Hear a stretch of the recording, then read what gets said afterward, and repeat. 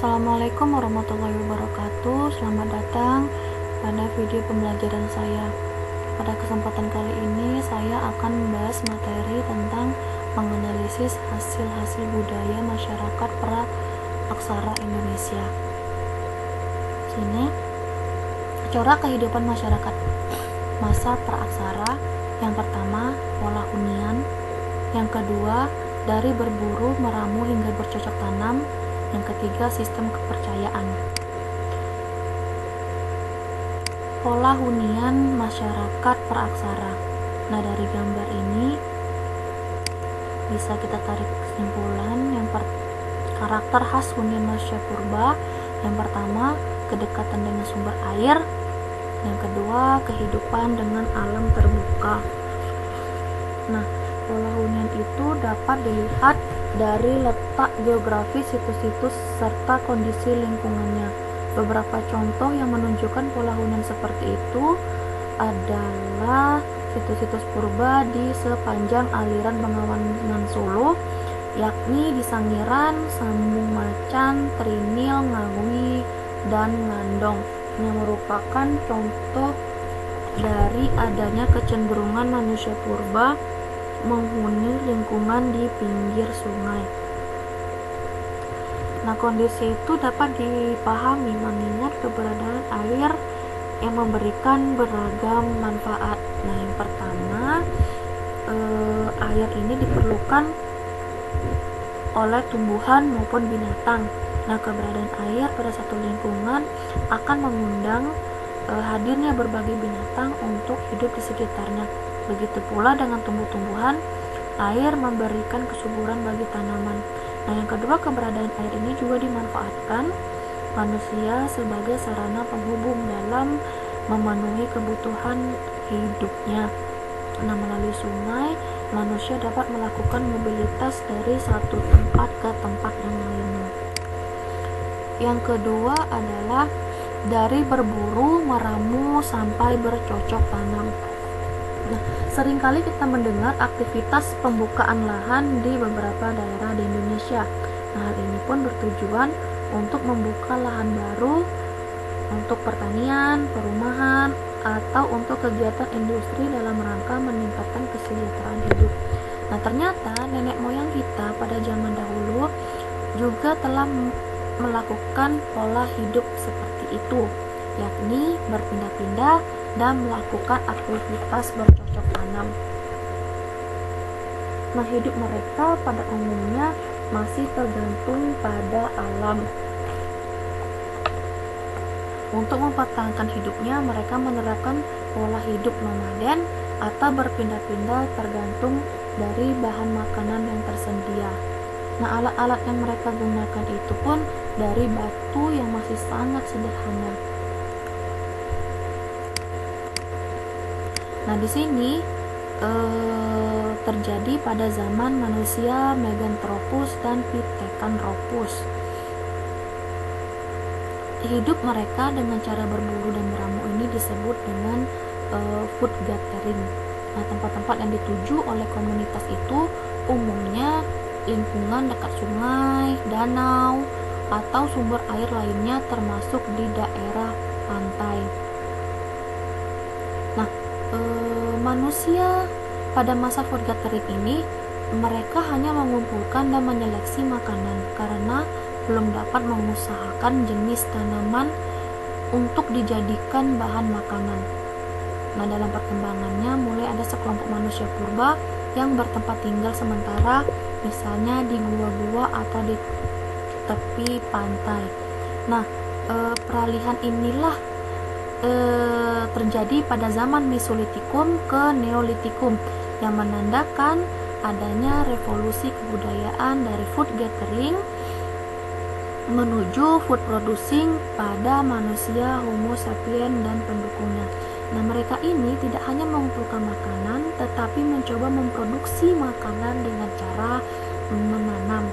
Nah, kegiatan bercocok tanam ini dilakukan ketika mereka sudah mulai bertempat tinggal walaupun masih bersifat sementara. Nah, mereka melihat biji-bijian sisa makanan yang tumbuh di tanah setelah tersiram air hujan. Nah, pelajaran inilah yang kemudian mendorong manusia purba untuk melakukan bercocok tanam. Mereka lakukan ini di sekitar tempat tinggalnya, dan lama-kelamaan tanah di sekelilingnya habis dan mengharuskan pindah mencari tempat yang dapat ditanami. Ada juga yang membuka hutan dan menebang pohon-pohon untuk membuka lahan bercocok tanam. Nah, kegiatan bercocok tanam ini pun terus mengalami perkembangan. Peralatan pokoknya adalah jenis kapak persegi dan kapak lonjong. Nah, kemudian ini berkembang ke alat lain yang lebih baik. Perkembangan alat ini bertujuan untuk dibukanya lahan dan tersedianya air yang cukup untuk bertani. Nah, ini terjadi pada tahun 2000 sampai 1500 sebelum Masehi, ketika perpindahan rumpun bangsa Austronesia dari Yunani ke Kepulauan Indonesia. Begitu juga kegiatan beternak juga mengalami perkembangan seiring kedatangan orang-orang dari Yunan yang kemudian dikenal sebagai nenek moyang kita itu. Pada kegiatan pelayaran dan perdagangan juga mulai dikenal. Nah, dalam waktu singkat, kegiatan perdagangan dengan sistem barter mulai berkembang. Kegiatan bertani juga semakin berkembang karena mereka sudah mulai bertempat tinggal menetap. Selanjutnya adalah sistem kepercayaan. Nah, di sini yang pertama adalah perwujudan karya seni. Perwujudan karya seni ini berfungsi sebagai bekal untuk orang yang meninggal. Maksudnya di sini adalah mereka meyakini bahwa roh seseorang yang telah meninggal akan hidup di alam lain. Nah, oleh karena itu, roh yang sudah meninggal itu akan senantiasa dihormati oleh sanak kerabatnya. Nah, yakni mereka dengan melakukan kegiatan ritual seperti upacara penguburan orang meninggal. Nah, dalam tradisi penguburan ini, jenazah orang meninggal dibekali berbagai benda dan peralatan seperti barang-barang perhiasan, periuk, dan lainnya yang dikubur bersama mayat. Nah, hal ini dimaksudkan agar perjalanan arwah orang yang meninggal selamat dan terjamin dengan baik. Nah, upacara penguburan ini pun semakin kaya orang yang meninggal, maka upacaranya juga semakin mewah. Barang-barang berharga yang ikut dikubur juga semakin banyak. Nah, selain upacara penguburan ini, ada juga upacara pesta untuk mendirikan bangunan suci. Nah, fungsi dari bangunan suci ini sendiri yaitu untuk menempatkan mayat pada susunan batu-batu besar, misalnya pada peti batu atau sarkofagus. Nah, mereka percaya manusia yang meninggal akan mendapatkan kebahagiaan jika mayatnya ditempatkan pada susunan batu-batu besar tersebut. Nah, batu-batu besar inilah yang menjadi lambang perlindungan bagi manusia yang berbudi luhur dan juga memberi peringatan bahwa kebaikan kehidupan di akhirat hanya akan dicapai sesuai dengan perbuatan baik selama hidup di dunia. Nah, sistem kepercayaan masyarakat praksara ini yang demikian itu telah melahirkan tradisi megalitik, yaitu pada zaman megalitikum atau zaman batu besar.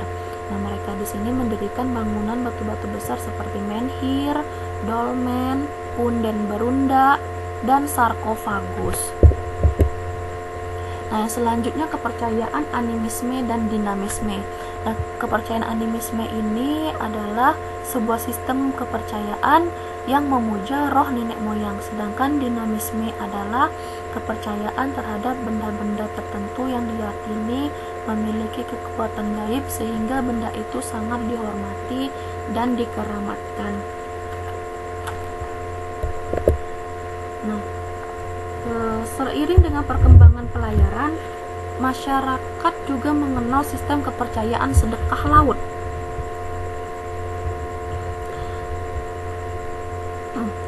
Sedekah laut ini dikembangkan oleh para nelayan. Nah, bentuknya mungkin semacam selamatan apabila ingin berlayar jauh, atau mungkin saat memulai pembuatan perahu. Nah, sistem kepercayaan nenek moyang kita ini sampai sekarang masih dapat kita temui di berbagai daerah. Baiklah, sekian materi pembelajaran yang dapat saya sampaikan. Terima kasih telah menonton video saya. Saya minta maaf jika masih banyak kesalahan dalam pembuatan video ini. Semoga video ini bermanfaat bagi Anda semua. Saya akhiri, wassalamualaikum warahmatullahi wabarakatuh.